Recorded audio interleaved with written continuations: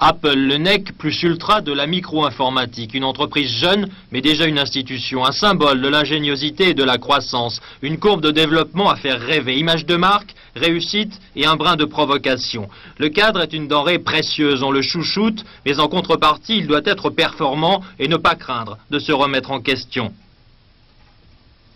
Il y a une grande fidélité de l'ensemble des collaborateurs Apple et à ma connaissance, les cadres commerciaux, il y a très peu de cadres commerciaux qui ont quitté Apple.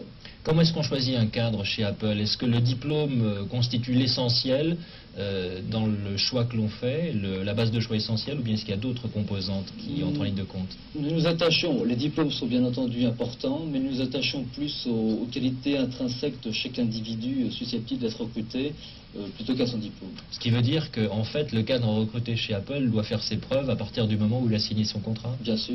Stéphane Mazard a 24 ans, son diplôme d'école supérieure de commerce en poche, il entre chez Apple. C'est une petite annonce qui l'a séduit. Ne dites pas à ma mère que je suis chez Apple, elle me croit chez IBM. En un an, il est entré dans la peau du cadre performant, jeune, dynamique. Il se sent surtout bien dans une entreprise qui reconnaît sa personnalité, son individualité. Ce qu'il attend, une formation au contact du terrain. Certainement. De toute façon, c'est évident, il y a une remise en cause permanente, donc ça apporte beaucoup plus au niveau de effectivement de la performance de chacun. Il y a aussi une sanction immédiate qui est l'argent. Est-ce que c'est très important, le salaire pour un cadre, sur le plan de sa motivation par exemple? Oui et non. En tant que ex-étudiant, disons que je suis quasiment débutant puisque ça fait qu'un an que je travaille chez Apple, pour moi c'est peut-être moins important que pour quelqu'un de plus âgé.